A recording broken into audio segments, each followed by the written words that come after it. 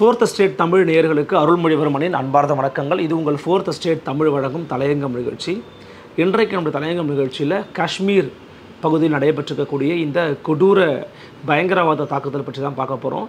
வாங்க நிகழ்ச்சிக்குள்ளே பயணிக்கலாம். இது உங்கள் 4th ஸ்டேட் தமிழ் வழங்கும் தலையங்கம் நிகழ்ச்சி.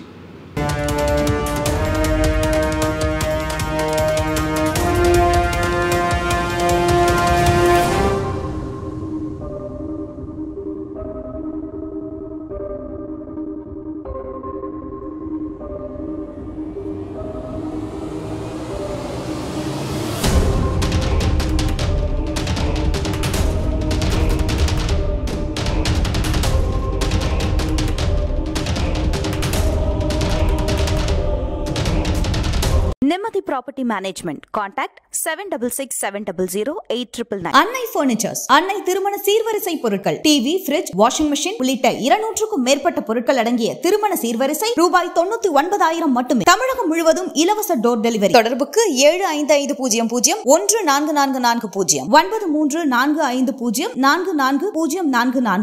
சரியாக சொல்லணும் அப்படின்னா செவ்வாய்க்கிழமை 22ஆம் தேதி மதியம் 2:45 மணி அளவில் காஷ்மீரில் இருக்கக்கூடிய பாகிஸ்தான் ஆக்குபைடு காஷ்மீர் அப்படிங்கிற மாதிரியான பகுதிகள் இருக்குது. நீங்கள் இந்த மேப்லேயே பார்க்கலாம். ஸோ இந்த இடத்துல இந்தியாவினுடைய அதிகாரத்திற்கு உட்பட்ட அந்த பகுதியில் பெஹல்காம், அதாவது இது என்ன மாவட்டம்னு பார்த்தீங்கன்னா அனந்த்நாக் மாவட்டம். அந்த மாவட்டத்தில் இருக்கக்கூடிய அந்த பெஹல்காம் அப்படிங்கிற டூரிஸ்ட் பிளேஸ், அங்கே இருக்கக்கூடிய பைசாரான் புல்வெளின்னு சொல்லுவாங்க. அதாவது அது வந்து பார்த்தீங்கன்னா ஒரு நீங்கள் ரொம்ப ஹைட்டாக இருக்கும். நீங்கள் ஒன்று நடக்க முடியும், அப்படி இல்லைனா நீங்கள் வந்து பார்த்தீங்கன்னா குதிரை சவாரி போக முடியும். இது ரெண்டு தான் நீங்கள் அந்த இடத்துலவே பண்ண முடியும். அவ்வளோ ஒரு ரம்மியமான ஒரு அழகான ஒரு புல்வெளி காட்சியாக நீங்கள் அங்கே வந்து பார்க்கலாம். அந்த பள்ளத்தாக்கவே என்னன்னு சொல்லுவாங்கன்னா ஒரு மினி சுவிட்சர்லாண்டுன்னே சொல்லுவாங்க. காரணம் என்னென்னா, சுவிட்சர்லாண்டு எப்படி அவ்வளவு ரம்மியமாக குளுமையாக அழகாக காட்சி அளிக்குமோ அதே போன்றது ஒரு காட்சிகளையும் ஒரு சூழலியல் உணர்வையும் நீங்கள் வந்து அங்கே பெற முடியும். அப்படிங்கிறதுனால தான் அந்த இடத்த வந்து பார்த்திங்கன்னா மினி சுவிட்சர்லாண்டுன்னு சொல்லுவாங்க. சரியாக அனந்தநாக் மாவட்டத்தில் இருக்கக்கூடிய அந்த பகல்காம் பகுதியினுடைய பைசாரான் புல்வெளியில் தான் 2:45 மணி அளவில் கடந்த செவ்வாய்க்கிழமை இந்த தாக்குதல் நடைபெற்றிருக்கிறது. இந்த தாக்குதல் நடைபெறும்போது வந்து பார்த்திங்கன்னா அங்கே இந்தியாவினுடைய பல்வேறு மாவட்டங்கள்லேருந்து வந்திருந்த டூரிஸ்ட்டு சுற்றுலா பயணிகள் வந்து பார்த்திங்கன்னா அங்கே வந்திருந்தாங்க. அந்த இடத்துல ரொம்ப ரம்யமாக அவங்களுடைய நேரத்தை கழித்து கொண்டிருந்தார்கள். மிக முக்கியமாக இந்தியன் நேவி ஆஃபீஸராக ஹரியானாவிலேருந்து வந்திருந்த ஒருவர் வந்து பார்த்திங்கன்னா அங்கே தன்னுடைய திருமணம் முடிந்த கையோடு தேனிலவுக்கு வந்திருந்தார். கிட்டத்தட்ட திருமணமாகி வெறும் 6 நாட்கள் தான் ஆனது. அவரும் அந்த தீவிரவாதிகள் நடத்திய தாக்குதலில் மரணம் அடைந்திருக்கிறார். இவர் உட்பட ஒரு வெளிநாட்டைச் சேர்ந்த நேபாள நாட்டைச் சேர்ந்த ஒருவரும் சேர்ந்து 26 பேர் இந்த பயங்கரவாதிகளுடைய தாக்குதலில் உயிரிழந்திருக்கிறாங்க அப்படிங்கிறத பார்க்க முடிகிறது. இந்த தாக்குதல் அப்படிங்கிறது நடந்த பிறகு வந்து பார்த்திங்கன்னா இந்தியாவினுடைய பிரதமர் திரு நரேந்திர மோடி அவர்கள் ஏற்கனவே ஐக்கிய அரபு நாடுகளுக்கு தன்னுடைய பயணத்தை மேற்கொண்டு வந்திருந்தார். இந்த நிகழ்வை கேள்விப்பட்ட உடனே என்ன பண்ணுறாருன்னு பார்த்தீங்கன்னா அந்த இடத்துல இருந்து உடனடியாக கிளம்பி அடுத்த பயணத்திட்டத்தை ரத்து பண்ணிவிட்டு நேரடியாக இந்தியாவிற்கு டெல்லிக்கு திரும்புகிறாரு.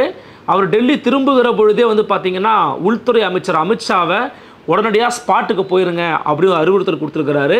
அந்த அடிப்படையில் அமித்ஷா அவர்களும் உடனடியாக அந்த ஸ்பாட்டுக்கு போயிருக்கிறாரு.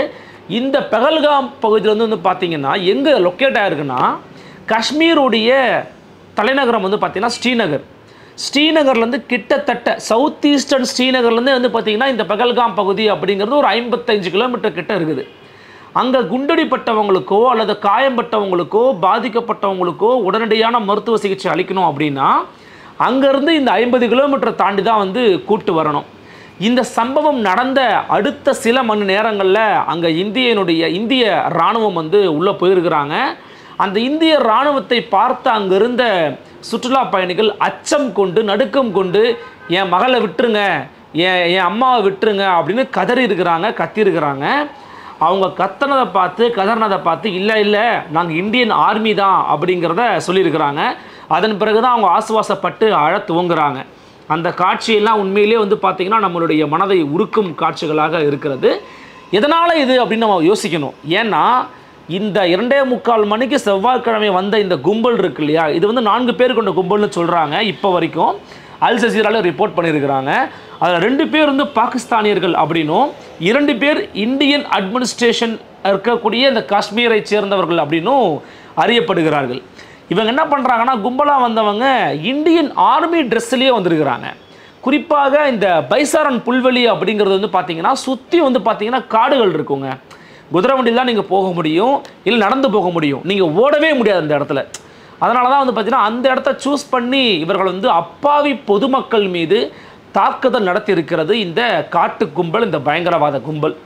ஸோ இந்த விஷயத்தில் வந்து கிட்டத்தட்ட 26 பேர் மரணம் அடைஞ்சிருக்கிறாங்கன்னு சொன்னேன். அதில் வந்து பார்த்திங்கன்னா ஒருவர் இந்தியன் நேவி ஆஃபீஸர் ஹரியானாவை சேர்ந்தவர், இன்னொருவர் 68 வயதை நிறைவடைந்த பேங்கர் ஃப்ரம் ஆந்திர பிரதேஷ், அவர் வந்து கொலை செய்யப்பட்டிருக்கிறார். அதே போல் நேபாளி ஒருவரும் வந்து மரணம் அடைஞ்சிருக்காரு வந்து நம்ம பார்க்குறோம். அங்கேருந்து 50 கிலோமீட்டர் தூரத்தை நீங்கள் போய் ஆகணும். அந்த கும்பல் வந்து பார்த்திங்கன்னா இந்திய இராணுவத்தை போன்றே ஒரு தோட்டத்தில் இருந்துருக்கிறாங்க அப்படிங்கிறது தெரியுது. அப்போது அவங்க ஒரு கணவன் மனைவி குழந்தை அவங்க இருந்திருக்கிறாங்க. அதில் கணவனை சுட்டுட்டாங்க. அப்போ அந்த மனைவி சொல்கிறாங்க, என்னையும் கொன்னுடு, என் மகளையும் கொன்னுடுன்னு சொல்லியிருக்கிறாங்க. அப்போது அதற்கு அந்த பயங்கரவாதி என்ன சொன்னதாக அவங்க சொல்கிறாங்கன்னா, உன்னையும் உன் பொண்ணையும் கொல்ல மாட்டேன், உன் கணவரை சுட்டதை போய் உன் பிரதமர் மோடிக்கிட்ட போய் சொல்லு அப்படின்னு சொன்னதாக அந்த பாதிக்கப்பட்ட பெண் வந்து ஒரு விஷயத்தை பகிர்ந்ததாக தகவல்கள் வெளியாகி இருக்கிறது. ஸோ இந்த விஷயத்தை பொறுத்த வரைக்கும் பார்க்கணும் அப்படின்னா இதை யார் பண்ணியிருக்கிறாங்க அப்படிங்கிறதையும் ஸ்மெல் பண்ணியிருக்கிறாங்க. அந்த அமைப்பினுடைய பேர் என்ன அப்படின்னு பார்த்தீங்கன்னா தி ரெசிஸ்டன்ட் ஃப்ரண்ட், டிஆர்எஃப் என்று சொல்லப்படக்கூடிய தி ரெசிஸ்டன்ட் ஃப்ரண்ட். இது பெரும்பாலும் எதன் வழியாக இயங்குறாங்கன்னு பார்த்தீங்கன்னா முழுக்க டிஜிட்டல் வழியாகவே இயங்கி கொண்டிருக்கக்கூடிய ஒரு அமைப்பாக இந்த பயங்கரவாத அமைப்பு இருந்திருக்கிறாங்க. மிக குறிப்பாக 2019ஆம் ஆண்டுக்கு பிறகு, அதாவது காஷ்மீருக்கான சிறப்பு அந்தஸ்தை ரத்து செய்த பிறகு, அந்த காஷ்மீரில் இருக்கக்கூடிய ஜம்மு காஷ்மீராக இருந்ததை 2ஆக பிரித்து 2 யூனியன் டெரிட்டரியாக மாற்றின பிறகு உருவாக்கப்பட்ட அமைப்பாக தான் இந்த டிஆர்எஃப் அப்படிங்கிறது இருக்குது. மிக குறிப்பாக பாகிஸ்தான் பேஸ்டு லஷ்கர் இ தொய்பா அப்படிங்கிற அமைப்புடைய ஒரு நிழல் அமைப்பாகத்தான் இந்த அமைப்பை வந்து பார்க்குறாங்க. இந்த அமைப்பு தொடர்ச்சியாக இணைய வாயிலாக இணையத்தில் இருக்கிறவங்கள்ட்டெல்லாம் வந்து பேசி, அதாவது என்ன பண்ணுவாங்கன்னா இவங்க டைரெக்டாக அட்டாக் பண்ண மாட்டாங்களாம். இந்த டிஆர்எஃப் அப்படிங்கிறவங்க லோக்கலில் இருக்கக்கூடிய, அதாவது இப்போ எல்லா மதங்கள்லேயுமே பொதுவாக வந்து எல்லா மனிதர்கள்லையுமே சில பேர் அடிப்படைவாதிகளாக இருப்பாங்க. அப்படி இந்த டிஆர்எஃப் என்ன பண்ணுன்னா, யாரெல்லாம் அந்தந்த லோக்கலில் இருக்கக்கூடிய இடங்களில் ரொம்ப அடிப்படைவாதிகளாக இருக்கிறாங்களோ அந்த அடிப்படைவாதிகளெல்லாம் இனங்கண்டறிஞ்சு அவர்கள்ட்ட துப்பாக்கிகளை கொடுத்து அவர்களுக்கு பயிற்சி கொடுத்து லோக்கலில் இருக்கிறவங்களையே இவங்க வந்து பார்த்திங்கன்னா அந்த தேசத்துக்கு எதிராக, அந்த அப்பாவி பொதுமக்களுக்கு எதிராக திசை திருப்பக்கூடிய, மூளை மழுங்கடிக்க செய்யக்கூடிய வேலைகளை வந்து தொடர்ச்சியாக பார்க்குறாங்க. இது இன்டர்நெட் வழியாக தான் அவங்க பண்ணிக்கிட்டே இருந்திருக்கிறாங்க, டிஆர்எஃப் அப்படிங்கிற அமைப்பு. ஸோ இந்த அமைப்பு தான் இந்த தாக்குதலுக்கு காரணம் அப்படிங்கிறதையும் வந்து கண்டறிந்து சொல்கிறாங்க. இந்த தாக்குதலுக்கு பிறகு உலக நாடுகள் வந்து பார்த்திங்கன்னா மிக குறிப்பாக அமெரிக்காவினுடைய துணை ஜனாதிபதி, துணை அதிபர் ஜேடி வான்ஸ் அப்படிங்கிறவர் இந்த திங்கட்கிழமை தான் இந்தியா வந்திருக்கிறாரு. வியாழக்கிழமை, அதாவது இன்றைக்கு தான் அவர் இந்தியாவோட திரும்புகிறதா ஒரு திட்டம் இருந்திருக்குது. இவர் இந்தியாவுக்குள் இருக்கும்போதே, இந்தியாவில் ஒரு அமெரிக்காவுடைய ஒரு முக்கியமான பொறுப்பில் இருக்கிற மனிதர் இருக்கும்போதே இந்த அட்டாக் நடந்திருப்பது அப்படிங்கிறது பெரும் அதிர்ச்சியை, பரபரப்பை உருவாக்கி இருக்கிறதுன்னு தான் சொல்லணும். அதே போல் அமெரிக்காவினுடைய அதிபர் டொனால்ட் ட்ரம்ப் அவர்களும் இந்த தாக்குதலை வந்து கணிச்சிருக்கிறாங்க. மேலும் ரஷ்யாவினுடைய அதிபர் விளாடிமிர் புட்டின், அதே மாதிரி யூகேவினுடைய பிரதமர் கெய்ர் ஸ்டார்மர் ஆகியோரும் இந்த தாக்குதலை வந்து மிக கடுமையாக வந்து கண்டிச்சிருக்கிறாங்க. 26 பேர் மரணம் அடைஞ்சிருக்கிறாங்க அப்படிங்கிறது கடந்த 4 நூற்றாண்டுகளில் இல்லாத ஒரு தாக்குதல் சொல்லப்படுகிறது.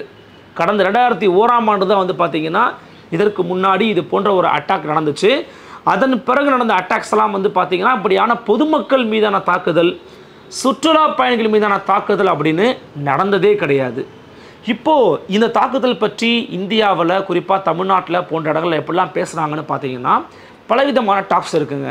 குறிப்பாக இந்த பகல்காம் அப்படிங்கிற பகுதி எல்லைப் பகுதியிலிருந்து கிட்டத்தட்ட 200 கிலோமீட்டர் தொலைவில் இருக்குது.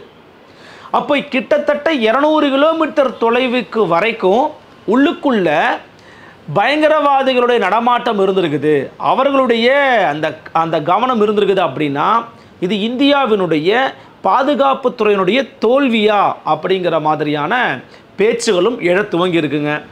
ரொம்ப குறிப்பாக சொல்லணும் அப்படின்னா இன்னும் இந்தியாவினுடைய முக்கியமாக பாஜக அரசை பெரிதும் ஆதரித்து பேசக்கூடிய பல நபர்கள் இருக்காங்க. குறிப்பாக தமிழ்நாட்டில் யூடியூபர் மாரிதாஸ் போன்றவர் என்ன சொல்கிறாங்க, அவருடைய ட்வீட்லாம் கூட நான் பார்த்துருந்தேன்.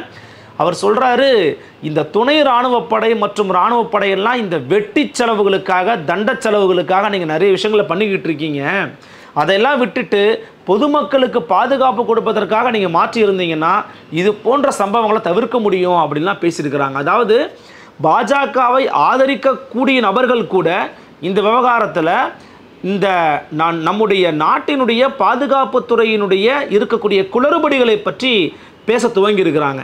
இந்த சமயத்தில் இன்னும் சில பேர் என்ன பண்ணுறாங்கன்னா மிக வக்கரமான எண்ணங்களோட பதிவுகளையும் பேச்சுகளையும் எழுத்துக்களையும் பதிவு பண்ணுறாங்க. அதாவது இது ஒரு குறிப்பிட்ட மதம் சார்ந்து கொண்டு போகிறாங்க.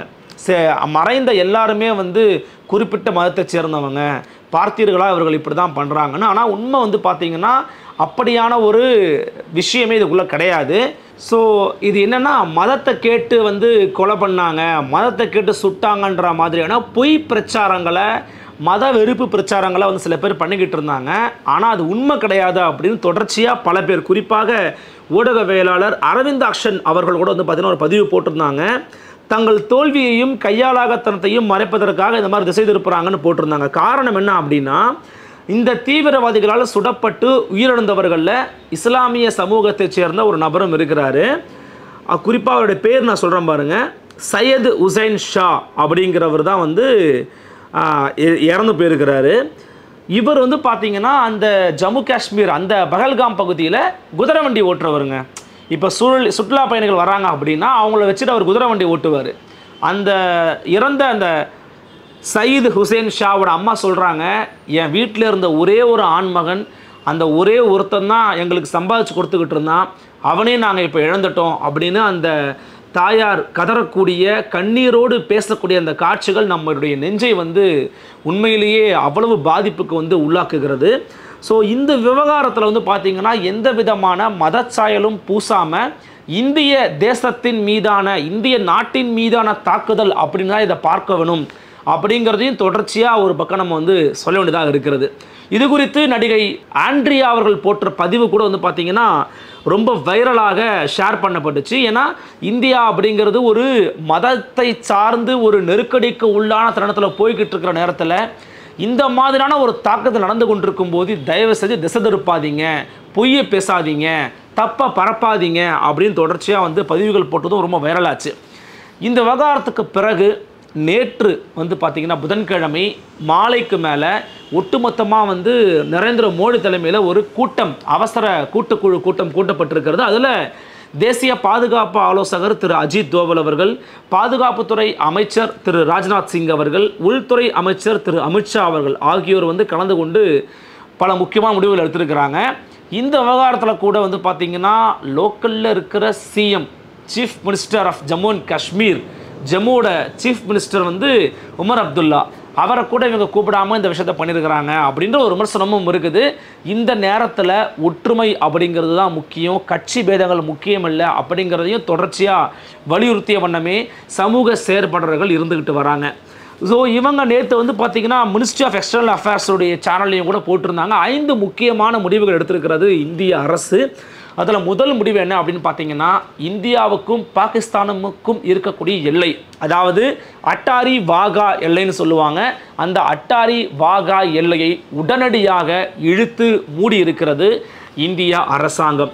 இரண்டாவதாக பார்த்தீங்க அப்படின்னா 48 மணி நேரத்துக்குள்ள, அதாவது இன்றைக்கு நாளைக்கு வெள்ளிக்கிழமைக்குள்ள இந்தியாவில் இருக்கக்கூடிய பாகிஸ்தானியர்கள் மீண்டும் அவர்களுடைய நாட்டிற்கே செல்ல வேண்டும் அப்படிங்கிற ஒரு கெடுவையும் விதித்திருக்கிறது இந்திய அரசு. மூன்றாவதாக பார்த்தீங்கன்னா டெல்லியில் இருக்கக்கூடிய பாகிஸ்தான் தூதரகத்திற்கான ஆலோசனை அதிகாரிகள் ஆகியோரை ஒரே வாரத்தில் 1 வீக் தான் உங்களுக்கு டைமு, ஒட்டுமொத்த பேரும் உங்களுடைய நாட்டுக்கு போயிருங்க அப்படின்னு சொல்லியிருக்கிறாங்க. அதே போல் பாகிஸ்தானில் இருக்கக்கூடிய இஸ்லாமாபாத்தில் இருக்கக்கூடிய இந்திய தூதரக அதிகாரிகள் அவங்களையும் திருப்பி நீங்கள் இந்தியாவுக்கு வாங்க அப்படின்னு வந்து அறிக்கை சொல்லியிருக்கிறாங்க. மிக முக்கியமான ஒரு அறிவிப்பாக இந்த அறிவிப்பு வந்து பார்க்கப்படுகிறது. ஏன்னா இந்தியாவுக்குள்ள அவங்களுடைய ஆட்கள், அவங்க நாட்டில் இந்தியாவோட ஆட்கள், இது வந்து எல்லா நாடுகளுமே இருப்பாங்க. இதுதான் வந்து வெளியுறவு கொள்கைன்னு சொல்லுவாங்க. அந்த வெளியுறவில் இருக்கக்கூடிய அதிகாரிகளே திரும்ப வாங்குறாங்க, நீங்கள் இங்கேருந்து போங்கன்னு சொல்கிறாங்கன்னா கிட்டத்தட்ட உறவின் முறிவு அப்படிங்கிறத இதை வந்து நம்ம பார்க்கணும். நான்காவதாக வந்து பார்த்தோம்னா 1960களிலிருந்து போடப்பட்டு இருக்கக்கூடிய சிந்து நதிநீர் ஒப்பந்தம் அப்படிங்கிறத நாங்கள் ரத்து பண்ணுறோம், இனிமேல் அந்த ஒப்பந்தம் கிடையாது அப்படின்னு சொல்லியிருக்கிறாங்க இந்திய அரசாங்கம். ஐந்தாவது மிக முக்கியமான ஒன்றுங்க, அதாவது சார்க் நாடுகள் அப்படின்னு நீங்கள் கேள்விப்பட்டிருப்பீங்க. கிட்டத்தட்ட ஆசியாவில் இருக்கக்கூடிய சில நாடுகள்லாம் சேர்த்து தான் சார்க் நாடுகள்ன்ற அமைப்பு கிட்டத்தட்ட பல ஆண்டுகளுக்கு முன்பாகவே உருவாக்கப்பட்டுச்சு. அந்த சார்க் நாடுகளுக்குள்ளே வந்து பார்த்திங்கன்னா சில இசைவுகள் இருக்கும், அதாவது சில ஒத்திசைவு போக்கு இருக்கும். எப்படின்னா நீங்கள் எங்கள் நாட்டுக்கு இந்த விசா இல்லாமல் வாங்க, நீங்கள் எங்கள் நாட்டுக்கு விசா இல்லாமல் போங்க அப்படிங்கிற மாதிரி தான் சொல்லுவாங்க. ஸோ அந்த மாதிரி சார்க் விசா எக்ஸம்ஷன் ஸ்கீம்னு ஒன்று இருக்குது. இந்த SVES அப்படிங்கிற திட்டத்தை உடனடியாக ரத்து செய்திருக்கிறது இந்தியா. ஸோ சார்க் நாடுகளுக்கு இடையிலான இந்த நுழைவு இசைவு அதை வந்து பாகிஸ்தானுக்கு இனிமேல் கிடையாது, அவங்கள ரத்து பண்ணுறோம் அப்படிங்கிறதையும் அறிவித்திருக்கிறது இந்திய அரசு. ஸோ இந்த முக்கியமான 5 முடிவுகள் அப்படிங்கிறது ஒரு பலத்த ஒரு தாக்கத்தை ஏற்படுத்தும்னு தான் சொல்கிறாங்க வெளியுறவு கொள்கைகளை தொடர்ச்சியாக பேசுபவர்களும் எழுதுபவர்களும். இதே போன்ற ஒரு தாக்கத்தில் இதற்கு முன்பாக காங்கிரஸ் ஆட்சி காலகட்டத்தில் ஏற்பட்ட போது அந்த நேரத்தில் அமைச்சர், முக்கியமான வெளியுறவுத்துறை அமைச்சரெல்லாம் மாற்றினாங்க. இந்த முறை இது போன்ற ஒரு தாக்குதல் மிக மோசமான முறையில் ஏற்பட்டிருக்குது. இந்தியாவில் இருக்கக்கூடிய காஷ்மீர் பகுதியினுடைய இந்த 26 பேர் மீதான தாக்குதல் அப்படிங்கிறது பாஜக அரசின் மீது விழுந்திருக்கக்கூடிய ஒரு பெரிய இடியாக இறங்கியிருக்கிறது. காரணம் என்னென்னா, தொடர்ச்சியாக பாதுகாப்பு குறித்தும் மற்ற நாடுகளுக்கு இடையிலான உறவு குறித்தும் பேசிக்கிட்டு வந்தவங்க இதில் ஏன் கோட்டை விட்டாங்க? அப்போ அமித்ஷாவோ ராஜ்நாத் சிங்கோ என்ன வேலை பார்த்துக்கிட்டு இருக்காங்க? வெளியுறவுத்துறை அமைச்சராக திகழக்கூடிய திரு ஜெய்சங்கர் என்ன வேலை பார்த்துக்கிட்டு இருக்கிறாங்க? அப்போ முக்கியமான இந்த 3 பேரில் கண்டிப்பாக யாராவது ஒருத்தரை பதவி நீக்கம் செய்யுங்க, பதவி விலகச் சொல்லுங்க அப்படின்னு சொல்லியிருக்கிறாங்க. நான் அதான் முன்னரே குறிப்பிட்டேன், எல்லையிலிருந்து கிட்டத்தட்ட 200 கிலோமீட்டர் பகுதியில் இந்த இடம் இருக்குது அப்படின்னா 200 கிலோமீட்டருக்கு உள்ளே எப்படி வந்தாங்க, அதன் பிறகு எப்படி உள்ளுக்குள் நடமாடிக்கிட்டு இருந்தாங்க இப்படின்னு பலவிதமான கேள்விகளை நம்ம வந்து எழுப்ப வேண்டியதாக இருக்கிறது. எதிர்க்கட்சிகளுடைய விமர்சனம் அப்படிங்கிறது இந்திய அரசினுடைய தோல்வி, பாதுகாப்பு துறையினுடைய தோல்வி, உளவுத்துறையினுடைய தோல்வி அப்படிங்கிறத மீண்டும் மீண்டும் வலியுறுத்துகிறாங்க.